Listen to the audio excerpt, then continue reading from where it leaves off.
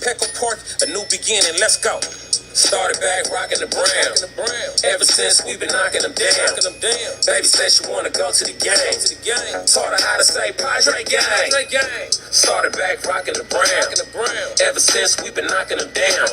Mitchell and Ness with the old school name. All of the homies holler Padres gang. Yeah, that. What's up, everybody? Welcome to episode 233 of the Talking Friars podcast and YouTube show. I'm your host, Ben Fadden. Padres just took 3 out of 4 against the Arizona Diamondbacks. Won today 6-1. Won yesterday 2-0. Then won on Friday 12-3. After having that team meeting, I believe, before Friday's game, win those 3 games. Now they have the off day.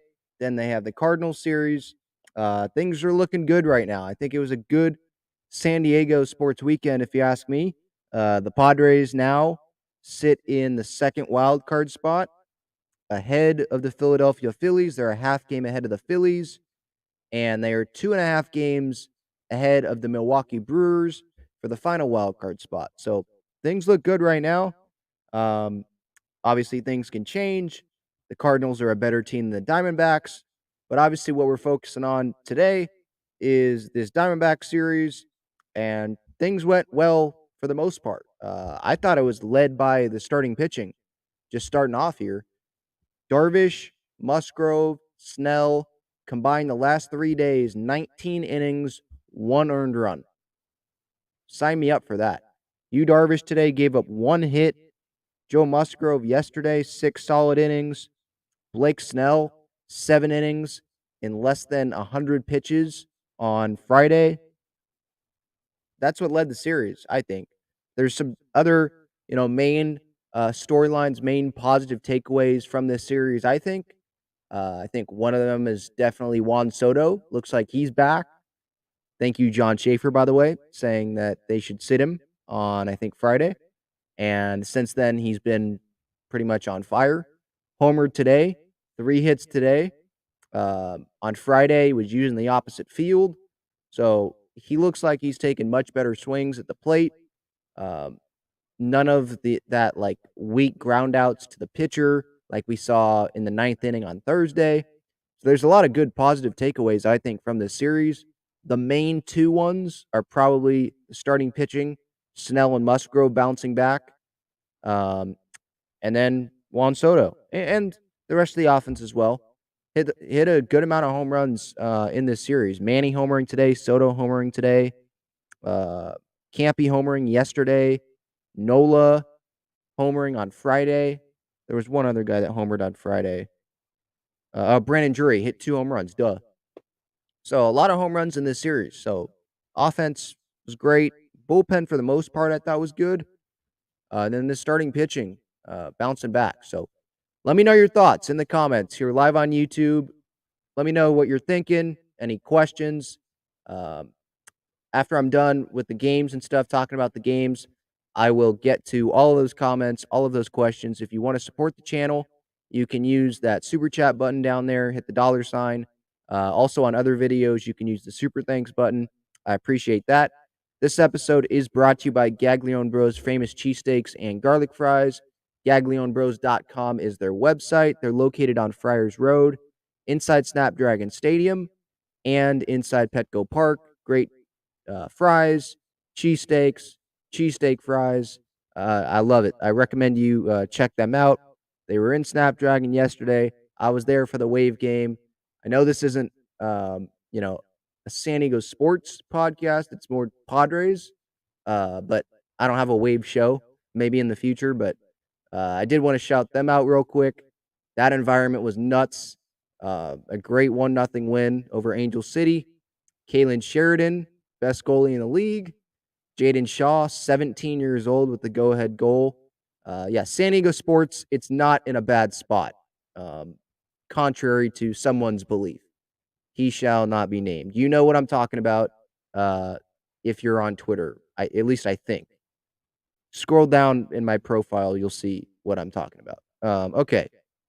So usually I'm going backwards. So if it's like a 4-game series, I go Sunday, Saturday, Friday, Thursday. But since I think the team meeting part and Bob Melvin calling out the players was important here, I'm going to go Thursday, Friday, Saturday, today. I think that makes more sense for this episode. So on Thursday, obviously, the Padres lost 4-0.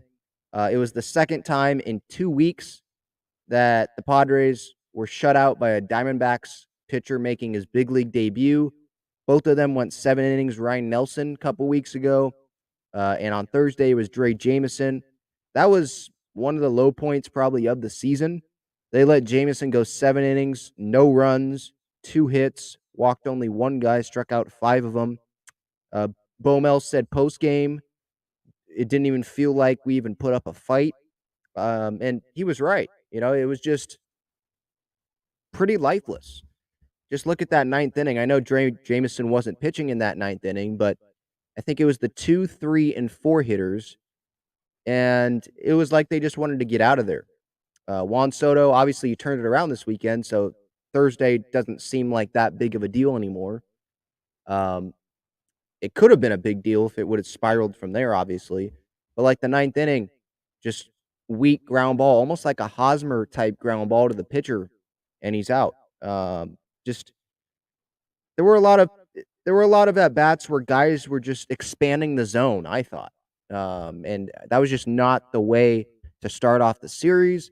That's not a way you're going to win games offensively if you're going to do that consistently. Just some that stood out to me. Brandon Drury, I think there was a fastball in when the pitch was wanted to be away. It was supposed to be away. Swung at it. Weak pop up second. It was either Drury or Myers. I forget who it was, but that's what happened there. Grisham struck out a couple times looking. By the way, another positive takeaway in this series, Jose Azocar is probably the center fielder now, starting center fielder. He's deserved it. In this Arizona series, I think he hit 500. I believe after Friday's game, he was hitting 483 since August 20th. So he's definitely earned that starting center field position. But getting back to Thursday in the offense, it was just pretty pathetic, I think. Let me try to find the Bob Melvin audio real quick, because you could tell that he was irritated. I think if you look at the video as well, which is out on my social media channels at Talking Friars on Twitter and Instagram, he was irritated. Just you could see sometimes in Bomel's voice, you can't really hear it, but if you looked at his responses to the media and just his facial expression, he was not happy. So here is Bomel. Here's the audio. This was after Thursday night's loss, saying that the team looked flat, pretty much calling him out. I'm pretty sure he called the team out as well before he even talked to the media. But this was him. How frustrating is it not to be able to get anything going against them? Very, very frustrating. Didn't even felt like we even put up a fight. So that's can't play this way, especially this time of year. There you go. Can't play this way this time of year. I totally agree. And the Padres players had a players-only meeting, I guess, before Friday's game. And Joe Musgrove spoke. Don't know who else spoke, but Dennis Lynn in The Athletic said Joe spoke. And it was more about egos and just doing your part, doing what has to be done to help the team win. And from what Dennis Lynn said and what Joe was saying in quotes, it looked like guys were more focused on personal stuff, at least some guys, and that just got in the way of the team and what it has to take for the team to win consistently. Here was Joe Musgrove. This was in The Athletic. To Dennis Lynn, said, quote, "Our struggles right now are not from a lack of preparation, our personal desires or hopes or wants, ... It's becoming more of a front focus than just meeting the demands of the game." So personal desires in front of the team. And obviously I see that quote and I immediately think, okay, who are putting their personal desires ahead of the team? It was hard for me to even think about who would. Like, usually you'd think it's the guys that are struggling. So is it Juan Soto? I mean, he's under contract for 2 more years after this year. It's not like he's a free agent at year's end. He seems, I mean, I think it's just a really bad slump. I don't see him putting personal desires ahead of the team there. You look at, free agents that are going to, or guys that are going to be free agents at the end of the season, like Mike Clevenger, Shamanaya, Nick Martinez, because he has the option. Profar, if he declines his player option. Guys like that. And I'm like, who's doing that then? I mean, Manaya's he just pitched 1 inning out of the bullpen and came back strong, and he's adjusting the way he's pitching a little bit. I was just trying to figure out who might be putting the personal desires ahead of the team, you know? That was weird to me. Maybe not the quote, but I was just trying to figure out who might be. And I guess it's a good thing I couldn't really figure out who might be putting their personal desires ahead of the team. So, look, at the end of the day, Padres took 3 out of 4 after their team meeting on Friday to address the egos and all that stuff. So the team meeting worked. That's all that matters, and they can put that personal ego, the meeting and what was said there. They could put that, I guess, behind them because now they're playing more as a team. Yonder Alonso, I don't know if you guys saw this, but I believe this was before Friday's game. He took a picture. It's on Twitter if you just go look him up. He took a picture of the foul lines, each team, the Diamondbacks and the Padres. You could see it in the one shot that he posted during the national anthem. Diamondbacks, they're not contending. There wasn't many people on the line for the national anthem. The Padres had their entire team on the line for the anthem. Usually the Padres have a good amount of guys on the line for the anthem, but I don't know if I've seen the whole year at all. I don't know. I wasn't there opening day. I was in New York, but maybe sometime then. But other than that, I haven't seen games that I've been to. I have not seen the whole team be on the line for the national anthem. And so I think that team meeting really changed stuff. And players were like, okay, well, we just got yelled at. We got to be a team. How can we be a team? All of us go out there and be united and be more of a team from even before the game starts. And look, it ended up working. Scored 12 runs on, what was that, Friday night, and then win Saturday, and then win by 5 today. So whatever happened in the team meeting, it worked. And that's all I care about. I think that's all fans should probably care about. By the way, Thursday was when Shamanaya pitched. I want to touch on him a little bit. I know that the game didn't work out great, but I thought Shamanaya pitched pretty well. Obviously, had been struggling. They took him out of the rotation for one start, or skipped this start. Had that 1 inning out of the bullpen against the Dodgers. It was probably his bullpen day, so they just had him throw. And I think that 9th inning, game was over already. And now he starts Thursday. 5 innings, 2 earned runs, doesn't walk anyone. Struck out 3 guys. Yeah, he gave up 2 home runs, but those were a couple of mistakes, whatever. Look, I'll take 5 innings, 2 runs out of Shamanaya every time out. What I liked from him, at least early on, he was kind of varying his deliveries. I said this on Twitter while I was clipping some of the plays in the game. Some of his pitches, it was just the regular windup. Some, it was like a Yu Darvish kind of hesitation. I know Manaya's a lefty, but it was kind of that Yu Darvish hesitation. And then there were some where it was like a Tim Hill quick pitch. You know how Tim Hill quick pitches sometimes? That's what I saw from Manaya a little bit. So I think that maybe fooled some Diamondbacks guys or took them by surprise a little bit, and that gave him success. I don't know if it was the 3rd inning. I don't remember. But maybe it was since the 3rd inning in that start, he stopped doing it. Like, he stopped varying the deliveries. It was just more of regular delivery. I wish he would have varied it and continued to vary the delivery throughout the start. But hey, I'm still going to take 5 innings, 2 runs. I guess I'm nitpicking a little bit there, but I'll take that any day. I thought that was really, really encouraging from Sean. He really struggled, really struggled. There were obviously fans saying that he should not pitch the rest of this year in the rotation. Just skip him. I thought that they should have done what exactly they did and skip him until they have to use him based on off days and stuff. I was fine with them using Manaea when they had to. I wasn't so big on bringing up Reese Kinnear and not pitching Manaea at all. I think you have to use him, but I think that it was smart the way that they did it. Give him that 1 inning against the Dodgers. Didn't really matter. Just throw him out there. Maybe get some things working.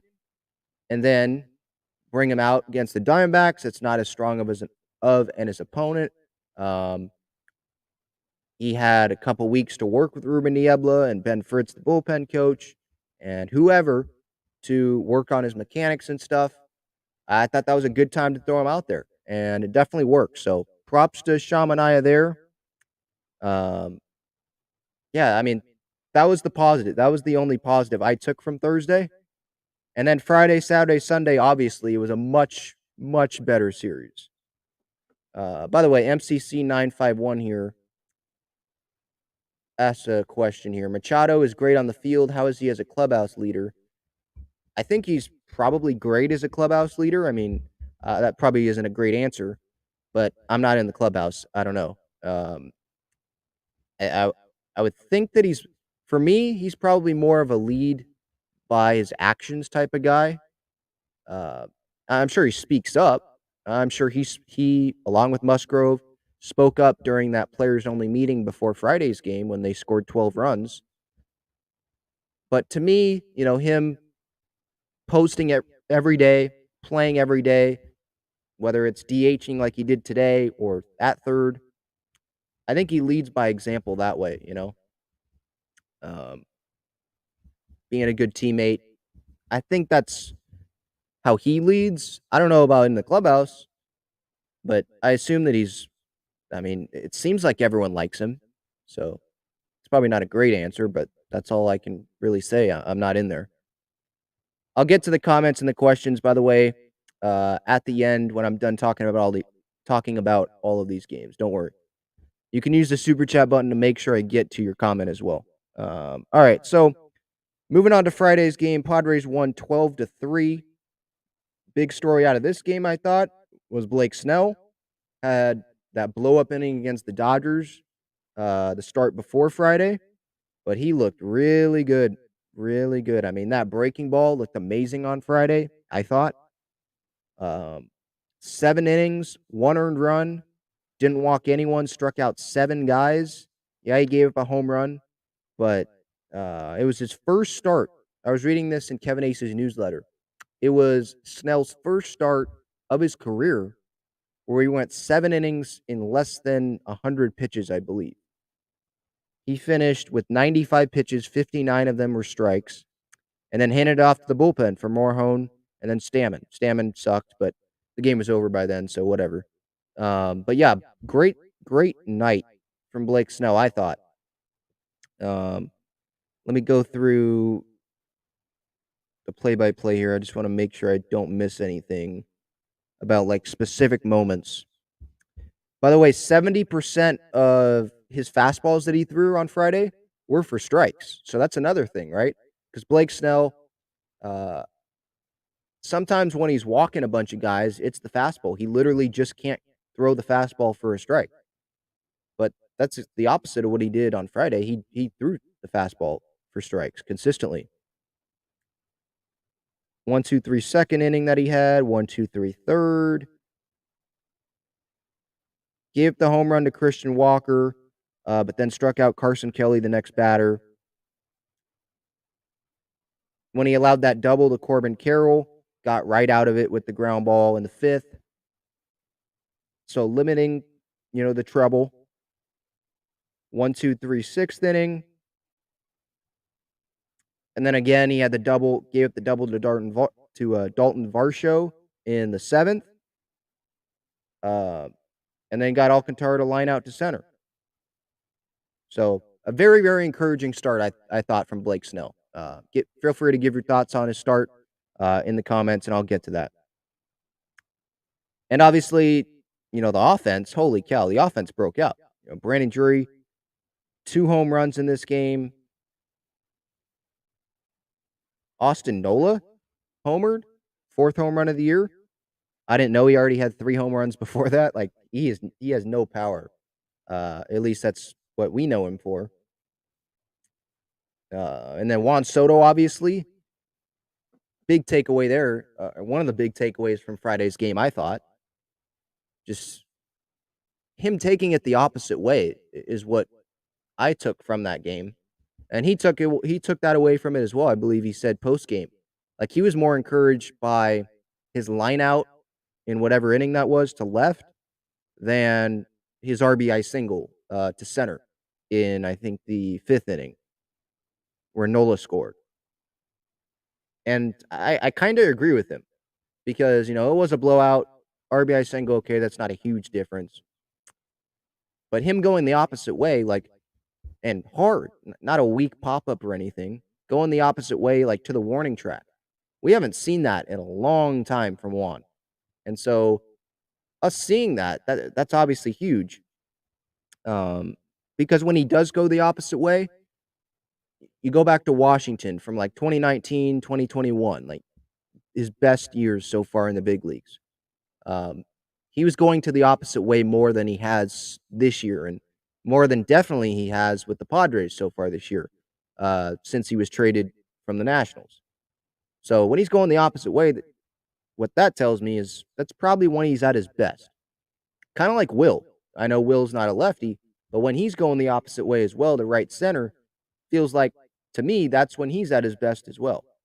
So very encouraged from what I saw from Juan on Friday and the rest of the weekend. Obviously, today he had a huge day, 3-hit game. So there was a lot to take from a lot of encouraging things to take from Friday night. Jose Azocar, another one, 3 for 4 on Friday. And like I mentioned earlier, after Friday's game, since being called up on August 20th, he was hitting .483. And I'm sure that average is higher now because he hit .500 during this Diamondback series, I believe. So, yeah, it's very encouraging. Nothing against Trent Grisham, but right now the Padres, I guess now you could say they're fighting for the second wild card spot. They're also, they're still fighting to get in. Because they're still fighting to get in and they're fighting for playoff positioning and all that, like, you got to play the best guy. It doesn't matter who the name is, who's contributing more, who's helping the team win more. Jose Azocar is good in the outfield. He has ridiculous speed. He's earned the at-bats, at least right now, over Trent Grisham. And like Bob Melvin said, Trent Grisham, he's come up with some big home runs, whenever you feel like, okay, maybe make a change, he goes and hits a big home run. Now, they made the change, so we'll see if they continue with that. I think Grisham's still going to help this team the rest of the year, but as long as Jose Azocar is continuing to play well, as long as he's continuing to hit well, I think Jose Azocar should be playing center field. I think he should be the starting center fielder, period. So that was another encouraging thing that I saw on Friday. So a big win, blowout win. Great to have a blowout win in the Padres' favor. Man, I think didn't Ha-Seong Kim homer in this game off of Carson Kelly? Yeah. What was the velo on that? Like 50 miles an hour? My phone's not going to load. And there's an ad, so yeah. I think it was like in the 50s. Hung the pitch to Kim, and Kim hit a liner to left. But yeah, very encouraging. Very encouraging, obviously, not just that game, but this weekend, because Saturday, right, they have the great Friday win. Can they carry it over? I think, Friday and Saturday, those were 2 different wins, obviously. Friday, just poured it on with the runs. Saturday, there wasn't a lot of runs coming. They had to play much better fundamental baseball, The pitching had to be great, and boy, was it. Joe Musgrove was great. He was telling Dennis Lin that he had found something um, the day before his start this weekend, so Friday. Usually he's not throwing on the mound before the day before a start, but I guess, according to Lin, he went on the mound at Chase Field in the bullpen or something, and he threw a few pitches because he found something while he was throwing flat ground. So he wanted to replicate that on the mound, right? And so it worked. I'm glad that Campy was catching Musgrove on Saturday because that Wednesday start when Musgrove had a lot of success, I know it wasn't as great at the tail end of that start, but that Wednesday game against the Giants, he was strong, striking out a lot of guys. I think 11 guys. It was double digits. That's what I know. Struck out a lot of guys in that start, and it looked like they were working. They liked working with each other. I'm sure Musgrove likes working with Nola, but Campy obviously homering on Saturday, so he made his bat worth it to put him in there. And Musgrove obviously was comfortable. 6 innings, no walks, no runs, 8 strikeouts. I was at the Wave game, so I didn't watch the entire game. I went back and watched some of it earlier this morning before the Padres game today, the series finale. And what I saw, I wanted to watch Musgrove start mostly. And what I saw from that was really confident stuff. The breaking ball, confident in whatever Campy was calling. Fastball was one of those things where he'd throw the fastball sometimes heart of the zone, heart of the plate, and he was fine because it goes right past the D-back hitters. So they were doing a good job, Campy and Musgrove, of keeping the Diamondback hitters a little off, a little off balance, guessing a little bit. The pitch sequencing looked good. So very, very encouraging from Joe. Obviously, when this rotation, Snell had the blow-up start. Musgrove didn't pitch so great. Clevenger, he's up and down. That's what gets you worried, right? About if the Padres can make the postseason. When those things are going wrong. When guys, they're not going 6 strong innings like we saw in this Arizona series. But, yeah, Darvish in there with Snell and Musgrove. Those are your 3 starters in a wild card series. This series, they combined for 19 innings, 1 earned run allowed. That's very encouraging. I know they're facing the Diamondbacks. And I know they probably wouldn't have allowed 1 run only if they were facing the Dodgers. But they're not going to have to face the Dodgers in a wild card series. Even if they did have to face the Dodgers in a series like that, the way that they pitched in this series, hitting their spots, keeping guys off balance, getting out of situations when they get a runner on second base, doing that stuff, you're confident in them when they take the mound, regardless of who they face. At least I am. If they're going to pitch like that, now it's just the question of if the offense, at the same time as the starters, right, can score runs as well. They can have that. Obviously, you want that combination to happen as the season comes to an end and they go into October, assuming they make the postseason. If that combination happens, they can beat anyone. Maybe other than the Dodgers. I still don't think they can beat the Dodgers, at least right now. But they just have to prove it until I can believe that, to be honest. But anyone else, I think they can beat. Maybe I'm an idiot for that, but I think I'm confident in this team when things are going well, when the starting pitching is pitching the way that they did this weekend, especially Friday, Saturday, Sunday. And Manaea, use him out of the bullpen, probably in the postseason. If he pitches, varies his deliveries. I really like where this team is at.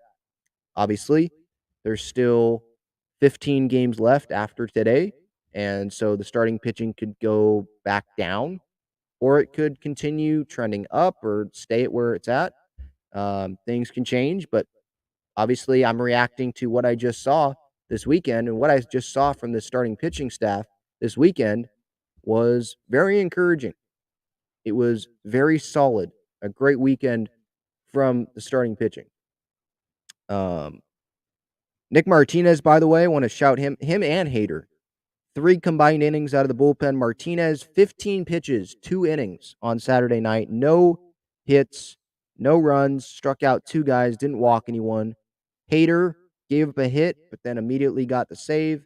Obviously, no runs, no walks, struck out a guy. So, encouraging all around on Saturday night from the pitching. And Josh Hader, I've already said it, he's back. I know he's back. The fastball, I think he used 17 out of his, how many pitches he threw? 15? 14 out of his 15 pitches that he threw, I believe, were fastballs.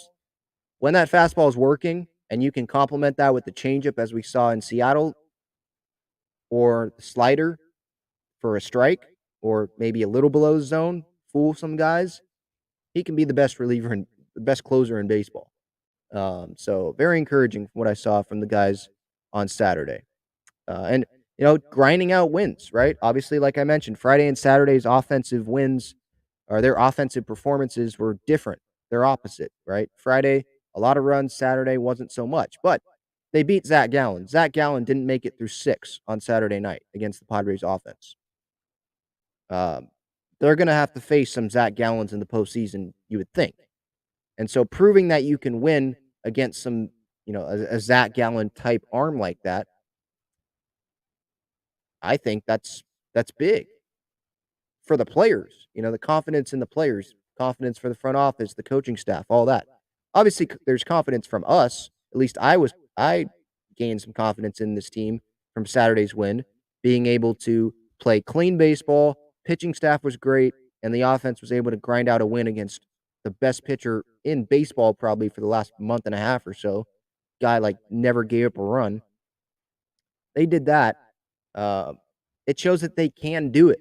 It's just obviously a matter of consistency, as it is with every team. So after Thursday's bad loss, winning Friday and Saturday was big. Obviously, though, winning today, that's what we really wanted. Take this series, take 3 out of 4, especially when the Yankees were able to come back today. They were losing. Colton Wong had that home run during my pregame show. They were losing, came back, and they were able to knock off Milwaukee 12-8. Aaron Judge hit 2 bombs. He now has, I believe, 59 home runs on the year. Babe Ruth hit 61 year, so he's 1 away from that. He's 2 away from the Yankees' all-time single-season record of Roger Maris, 61 bombs. I believe that's the American League record as well. Certainly seems like he's going to get to it. It has 19 games left to get 3 home runs to break the record. So, especially getting back to the Padres, especially on a day where the Yankees were able to help out the Padres finally after losing the first 2 games of the series, Padres winning today gave him that extra game ahead of Milwaukee, 2.5 up now instead of just the game and a half.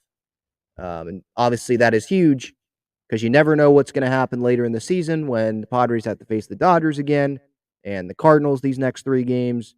And Milwaukee, I believe, still has some series against the Pirates and the Reds, I believe. Don't quote me on that. I believe that's what they have. Darvish was tremendous today. He had a perfect game through 13 batters. Should have struck out Ketel Marte, but the home plate umpire was blind. Go watch the video at Talking Friars on Twitter. Just absolute crap calls. 3 in a row. I think it was 3 in a row. Darvish, I think it was a 1-1 count. Let me look up the video. It was a 1-1 count. And he struck out Ketel Marte. He threw 4 strikes in that at-bat. But in the scorebook, it was a walk because the home plate umpire couldn't see. Let me look up that video. So it's a 1-1 count.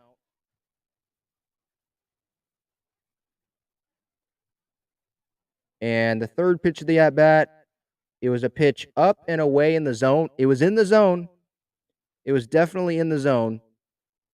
87, it's a strike, and it's called a ball. Next pitch, 2-1 count now. Should have been 1-2. It's low and away, still a strike. I believe that was at 87 as well. And it was called a ball. Next pitch, 3-1. A pitch at 86. I think it was a breaking ball. That pitch, inside part of the zone. It was in the zone. Again, at Talking Friars on Twitter, scroll down the clips there. And he calls it ball 4. And here was Mud's reaction. It was a great reaction, by the way. Oh my goodness gracious. Wow. You have got to be shaving me. Yeah, so that's what I was thinking when that happened. So there went Yu Darvish's perfect game. And then next batter, he allows a hit. And he had to throw a lot more pitches in that inning than he should have had to. Should have been out of the inning. Yeah, he made an error, really bad error, later in the inning. I think he threw like 30 pitches in that inning. He was cruising, obviously, to start that. But that umpire was just blind in that at-bat. The Diamondbacks had like a eye care, or they had some advertisement behind home plate sometimes during the game for glasses or something. And I was like, this umpire, I was thinking in my head, this umpire needs to go to that website. I forget what it was. Or maybe it was like some like glasses insurance or something. It was kind of funny. I don't know if that ad was up during that at bat, but it was like, come on. I get that home plate umpiring is hard. I've never done it at the big league level, but that's kind of like my point. Like with the robot umps, it's so hard now with Yu Darvish's movement on pitches and guys throwing 101 and stuff with two seamers, darting out of the zone at the last second that you call a strike. Like this stuff now, it's like the umpiring behind home plate. It's like it's not meant for humans to do. Like having the automated robot system do it, which I believe they're testing in the Arizona Fall League later this year. That's what should be doing it. It should be a system, like in tennis. It shouldn't be a human. They don't have that anymore. They don't have a human judging if it's in or out, right? Or if they do, they might still have that person doing that, sitting up in the chair. But if they do, they have the replay system where it shows where the ball hit. And so immediately the umpire can say, okay, the ball was out. Award the point to this person. And in baseball, with the strike zone, I think that same thing should happen. Shouldn't have humans calling these guys balls and strikes anymore. It's not so much on the human, like the umpires just not being able to pick it up. It's like, no, they're not able to pick it up. Guys are improving every year with the movement on their pitches, the velocity. It's just this isn't Little League that they're umpiring. It's hard to do that. I assume it's getting harder every year to do that. So I still get frustrated, obviously, when these umpires continue to screw up calls. That made Darvish throw, I don't know how many more pitches, but that was an out. And Darvish shouldn't have even had to make that error that he made where the ball went between his legs shouldn't have even happened. Should have been out of the inning already. But the umpire called ball 4 when Darvish threw 4 strikes in that at-bat. So anyway, Darvish probably should have went longer than he did. But anyway, he had a tremendous outing still. Gave up 1 hit. Got out of that jam, by the way, in whatever inning that was. Was it the 5th inning? 5th inning. He got out of it. I think he struck out Sergio Alcantara. But he finished with like 94 pitches. 70 of them were strikes. So very, very good from him. No runs. So back-to-back days from the Padres starters allowing 0 runs. 12 combined innings with Darvish and Musgrove. Darvish 6 innings today. Musgrove went 6 innings yesterday. Suarez didn't give up a run out of the bullpen. Morahone gave up 1 run, but he pitched 2 innings. So they have the off day tomorrow. Bullpen's going to be in good shape. Josh Hader is back, like I mentioned already. So there was some encouraging things from the bullpen. And obviously the offense today, Manny Machado homering in the first, Juan Soto walking, I believe, in that first at-bat before Manny homered. Soto homering in the 5th inning, made it 4-0. He absolutely crushed that ball. I was surprised that it got out by only like 5 rows or whatever it was. I know the bullpen's right there, but I thought it was going to go way farther than that. He crushed that ball. By the way, the Padres should have had more home runs in this series Well, maybe not should have because the game was at Chase Field. What are you going to do? But if the game was at Petco, if the series was at Petco, they would have had more home runs in this series. Myers hit one to the warning track. That would have been gone at Petco. Profar in, I think, the 9th inning, or was it the 8th? It might have been the 8th. Or no, I think it was the 9th. Whenever it was. He hit one to the warning track. Nola had to go back to first. It was a bad throw. He slid into first, then had to run back to second, so he was getting his gassers in. And then he scored. Yeah, it was the 9th. He scored on Juan Soto's double down the line. So Juan Soto, he looks back. I mean, confident swing. He's smiling again. Just absolutely love to see it. He went 3 for 4 today. 2 runs scored. Drove in 2 runs. He walked once. Manny and Soto today combined for 4 hits, 4 runs scored, 4 runs driven in, and 2 walks. I mean, that's huge. Juan Soto on the past couple of days at the plate, how he's felt compared to Thursday. This is from Dennis Lynn, quote, "It feels way different. It feels like we can beat anybody."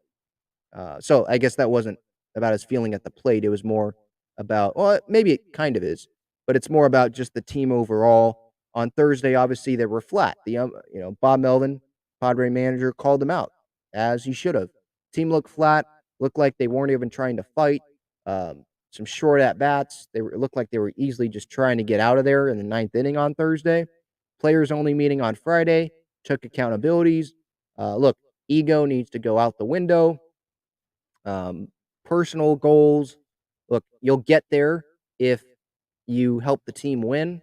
I'm sure that's probably what was something said in the meeting, just based on what Musgrove said about it. I think that was on Friday after they had the meeting, whenever that was, to Dennis Lynn. The meeting worked. And I think guys probably during that meeting, they were probably like, or maybe after, you know what, man, yeah, I have been putting my personal wants, my desires, my ego ahead of this team, and that's why I've seen my performance decline, or that's why this team probably doesn't have as many wins as we want. At this point in the year, they still today, I believe they guaranteed themselves a record above 500, but there's plenty of games. Obviously, this is the same thing with every team in the league, by the way. But with the Padres, there's plenty of games recently as well that you could look at and say, man, we probably should have won that game, or at least we should have had more of a fighting chance to win that game if some things didn't happen. So I'm glad that they had that meeting. Obviously, a meeting is just a meeting if they don't win games, right? Last year in Arizona, after they were no-hit by Tyler Gilbert, they had a players-only meeting, and they didn't go win a bunch of games after that. I think they won 1 game, the game after the meeting, and then, was it 6 straight losses? Whatever it was, it wasn't pretty. So a meeting doesn't matter unless the players take it to heart, unless the players really change what they're doing and maybe their mentality after the meeting takes place. And can they do it the rest of the year? Like, that's the big question. I think they will. They see it's the middle of September. They see themselves as the 2 seed right now, a half game ahead of Philadelphia, 2.5 ahead of Milwaukee. And they're probably, as a clubhouse, saying, you know what? How are we going to finish this thing? We're right here. We didn't come this far just to come this far. You guys have probably heard that quote somewhere. And I think that rings true for this Padres team. All of the stuff that has happened this year, Preller didn't go bring all of these guys in. Didn't go bring Soto in, Melvin, Drury, Bell, Martinez, Manaea, Hader, down the list. Garcia, Suarez, down the line. Just a bunch of guys. Jorge Alfaro. Didn't bring all of these guys in to have a playoff spot in mid-September, but don't make the playoff, end up not making the playoffs at the end of the season, right? You didn't come this far just to come this far. They got to finish the job. So that meeting, it worked this weekend. Is that meeting something of a turning point mentality-wise? Is it something of a turning point that we can identify when this regular season is over as a positive, as a real turning point? Something where the team was here and they started going up? Hopefully. I hope we can. So we'll see. But this series was a very, very positive series in my mind. They did what I thought that they should have done, and that was taking 3 out of 4 against a team that they're better than. I believe the Padres, they finished. Let me check this before I even say what I think they finished the season against the Diamondbacks as.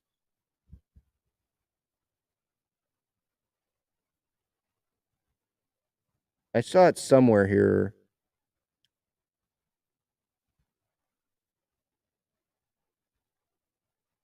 This is from John Schaefer. He says the Padres went 14-5 against the Diamondbacks this season, their most wins against any opponent since going 14-4 against the Giants in 2007.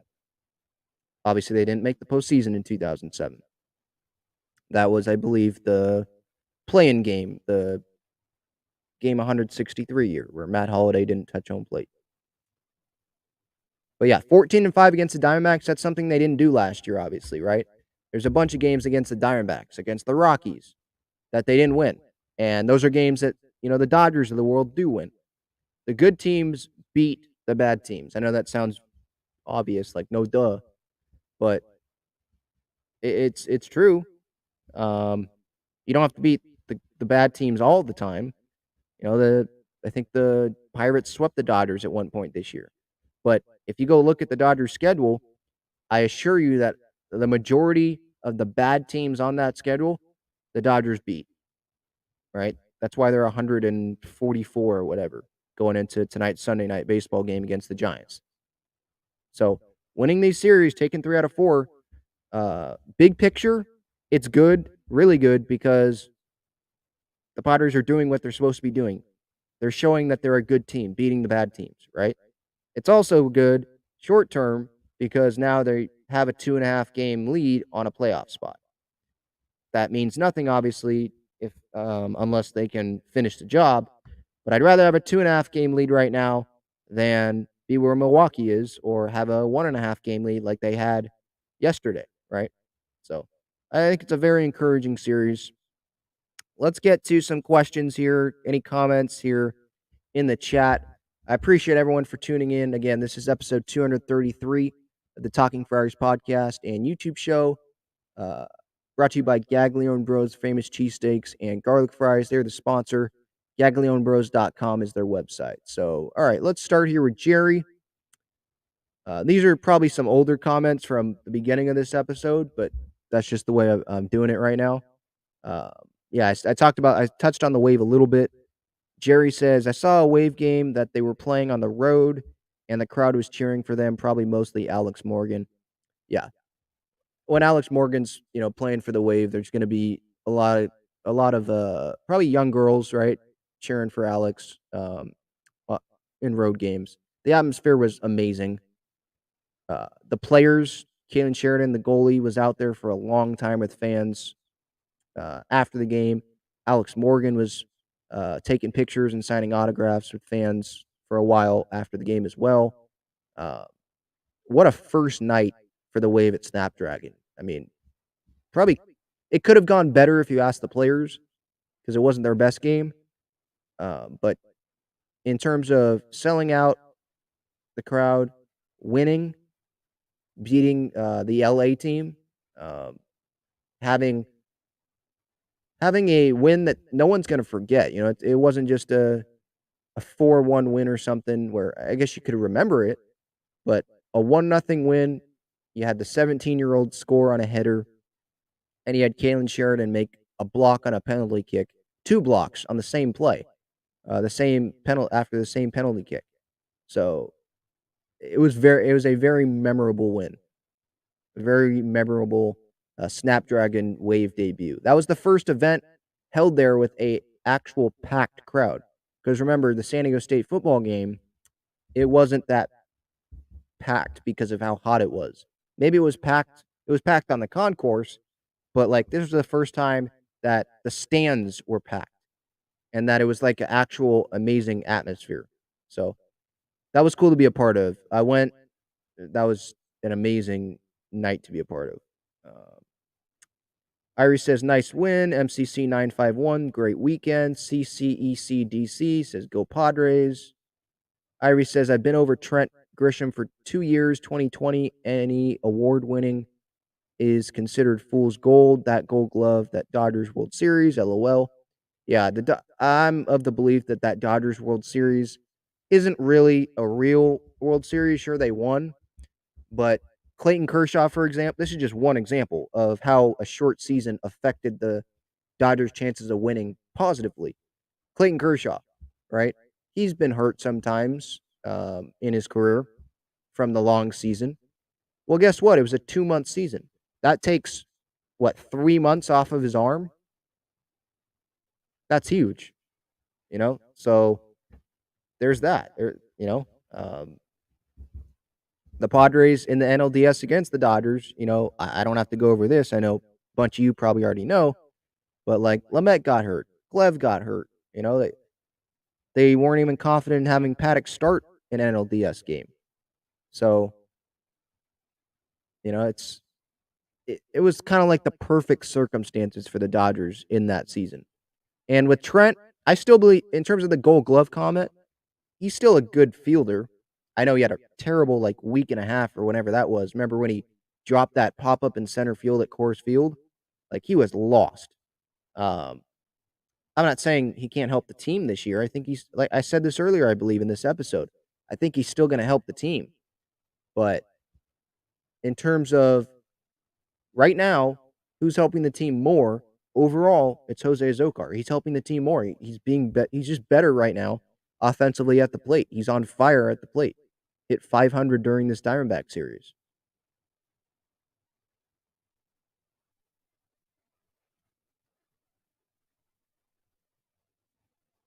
Irie says, touching back on Myers, remember Bell is a rental. Myers is outstanding first baseman. Who would honestly be cheaper? And it's not like Josh Bell's raking for us. Yeah, I agree. I think the Padres are going to try to bring Drury back, at least now, more than Bell. And Myers, I don't know if they want Myers to be the starting first baseman. I probably wouldn't. I think you want more power from that position. But I forget when I said this. Maybe it was a pregame show during this Diamondback series. But if Will Myers is willing to accept a role like the one he's in right now, where he does play first base some games, he DHs some games, if he's willing to accept that on a 1-year deal, I think both sides should be interested in that partnership coming back for another year. But my mindset right now is that it's Will's last year, and I want Will to have a World Series with the Padres. That would be so cool to see him. Obviously, it would be cool for the whole city of San Diego. It would be cool for everyone and every aspect of the Padres because they've never done it before. But for Myers to have one would be especially special because he's been through everything that we've been through, Andy Green and having Pat Murphy manage some games as the interim manager when the season was over. And he's been through everything. Gabe asks, Ben, are you a Chargers fan? No, not anymore.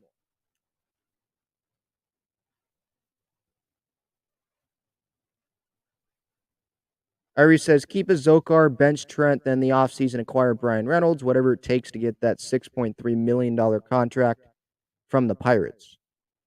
I don't know. I guess Brian Reynolds would be nice, but I'm not huge on Brian Reynolds.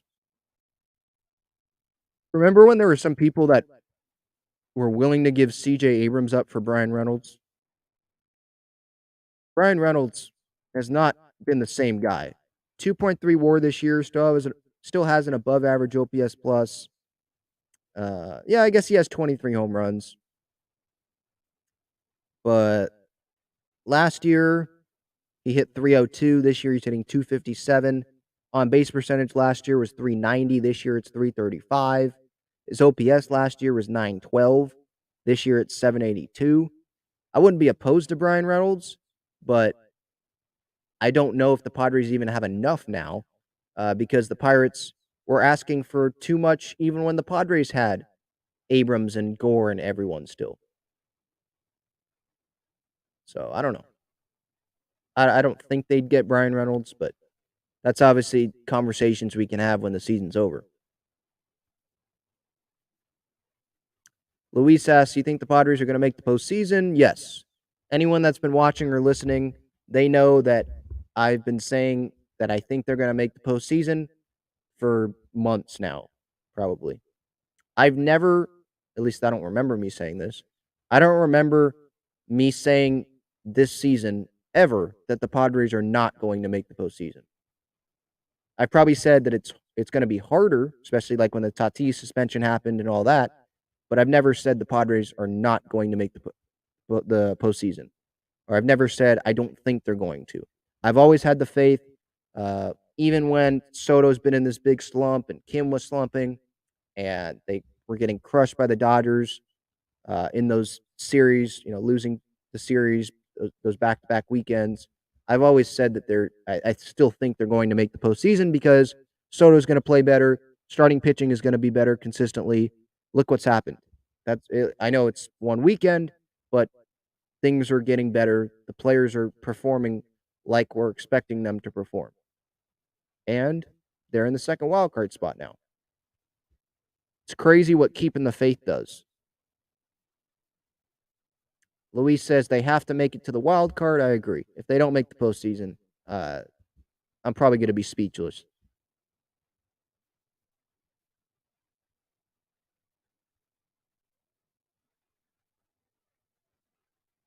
Yeah, Desert Punks, I agree here. Really curious what was said in the clubhouse.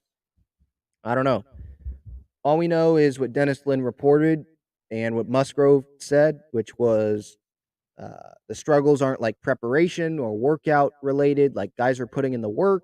It was just about putting egos and personal desires aside for the team. So that's pretty much what it was. But what was said, yeah, they're not going to say that, nor should we even really expect them to say anything. That's, what stays in the clubhouse stays in the clubhouse. Or what happens in the clubhouse stays in the clubhouse. Whatever. You understand what I was going to say there. All right, so the Padres, they have the off day tomorrow, and then they've got a 3-game series against the Cardinals. Will Albert Pujols get to 700 home runs? Obviously, that's the big question, right? He's at 698, I believe, right now, and he did not home run today, I don't think. Let me double check on that. Yeah, Cardinals lost 3-0 to the Reds. Cardinals, they're going to win their division. 8-game lead on Milwaukee. They're 87-61 right now. They're 6-4 in their last 10. Off day tomorrow, Tuesday, Wednesday, Thursday is when the series is. I heard that the game on Tuesday is going to be on TBS. It's on Bally as well, but I guess it's on TBS. So I'm sure that the TBS crew is going to be writing Yachty and Wainwright and Pujols. I'm not saying that they shouldn't be, but they're great players. But I feel like sometimes they write them a little too much. But Tuesday's game, Wainwright on the mound for the Cardinals, Mike Clevenger on the mound for the Padres. That's at 6:40. Manaea's not going to start in this series, by the way. They're skipping him there, and I believe he's going to throw in Colorado. That's what I saw, I think, from Kevin Acee today before the series finale. Wednesday, 6:40, Miles Michaelis against Blake Snell. You'd think the Padres would have a good chance of winning that game. And then Thursday, 1:10, Jack Flaherty, on the mound for the Cardinals against Joe Musgrove. You would think that's going to be a good pitching matchup. So I would think it's going to be a competitive series. After that 3-game series, the Padres have 3 games against the Rockies in Colorado before coming back home and I believe playing the Dodgers. Milwaukee, while the Padres have an off day tomorrow, Milwaukee plays the Mets. They have Is it 3 games against the Mets? Yeah, 3 games against the Mets in Milwaukee. And then they've got 4 games against the Reds. So, yeah, there's that Red series I was talking about. So, the Brewers' string of good teams is going to end after this Mets series that they play. So, we'll see. I definitely anticipate the standings changing. Not in terms of teams making it. Maybe the Brewers make it over the Phillies or something. Or the Phillies take the 5 spot over us and we're the 6 spot. But personally, I think that the games, like how many games back the last team out finishes, I don't think it'll be 2 games or 2.5. I think it'll change. I don't know to what, but I doubt it'll be at how many it is right now. But as I talk right now, as I end this episode, the Padres have a 2.5 game lead on a playoff spot. They have a half game lead on Philadelphia for the 5th seed. And if the season ended today, it doesn't, but if the season ended today, the Padres would play the 4 seed, which is, I believe, the Atlanta Braves. Let me check that real quick just to make sure. I believe the Mets still lead the National League East, despite getting swept by the Cubs this past week.